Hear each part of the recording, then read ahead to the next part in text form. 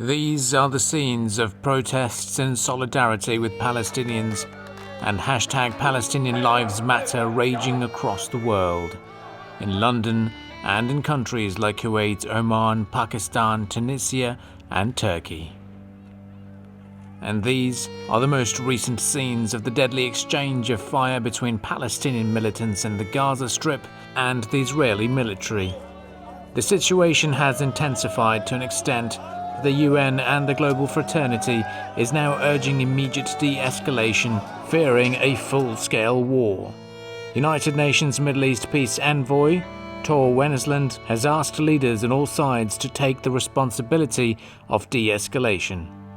Meanwhile, world leaders have also urged for calm in Jerusalem, the latest flashpoint in the Israel-Palestinian conflict after the Israeli police clashed with worshippers inside the Al-Aqsa Mosque compound on Monday. The UAE has condemned the violence in Jerusalem and called on the Israeli authorities to take responsibility for de-escalation and to end all attacks and practices that lead to continued tension.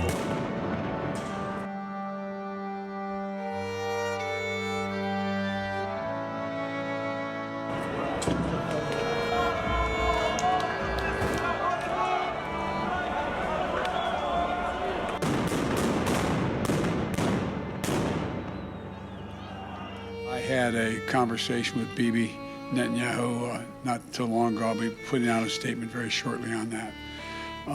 My expectation and hope is that this will be closing down sooner than later.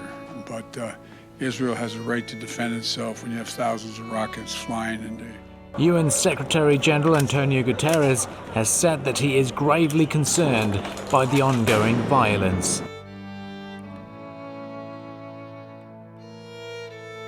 UK Prime Minister Boris Johnson has urged Israel and the Palestinians to step back from the brink.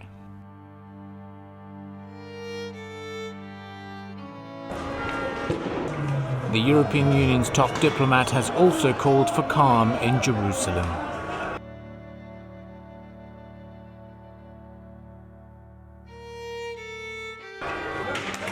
This is the most intensive aerial exchange between the two countries since the 2014 war in Gaza.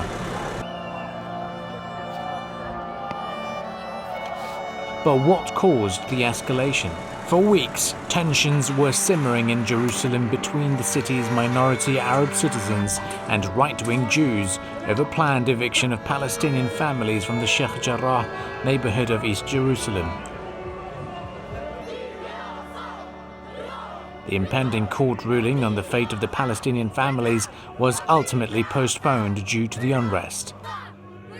The violence on Monday began after the Israeli police stormed the mosque compound and fired rubber bullets and stun grenades at stone-throwing Palestinians.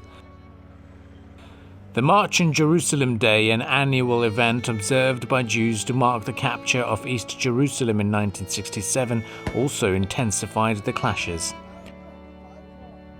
By the afternoon, more than 330 Palestinians had been injured, with at least 250 hospitalized. After the 1967 Arab-Israeli War, Israel annexed East Jerusalem, a territory not recognized by most of the international community, but one that Palestinians consider the capital of their future state. So what exactly has been happening on the ground?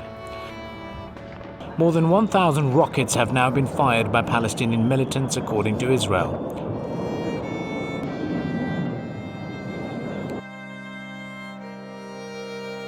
While Israel has carried out hundreds of airstrikes, destroying 2 tower blocks in Gaza on Tuesday and Wednesday. At least 53 Palestinians and 6 Israelis have reportedly been killed since Monday. Meanwhile, violent unrest in towns in Israel with mixed Jewish and Arab populations has also led to hundreds of arrests, with cities like Lod near Tel Aviv under a state of emergency. Prime Minister Benjamin Netanyahu said the government would use all of its strength to protect Israel from the enemies outside and those rioting inside, and that Israel would respond with great force.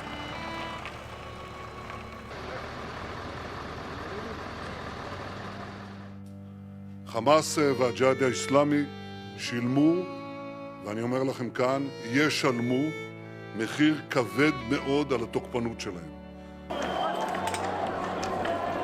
So what is happening in Gaza? Hamas, the military wing that controls Gaza, began firing rockets into Israel on Monday night, and Israel responded by hitting targets in the territory.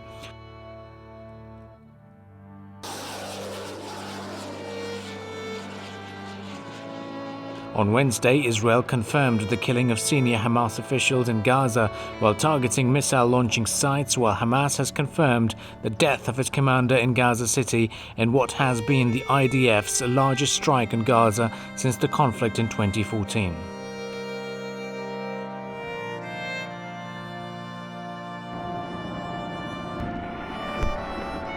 What is happening in Israel?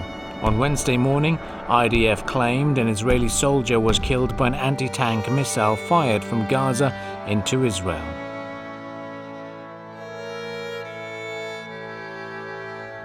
While sirens continued to sound in southern Israeli towns and cities on Wednesday afternoon after what the IDF has described as a barrage of rockets fired by Hamas, Israeli police said that there were what it described as violent riots in dozens of areas of the country overnight, in which 270 people were arrested. Synagogues and businesses in Lod were set on fire.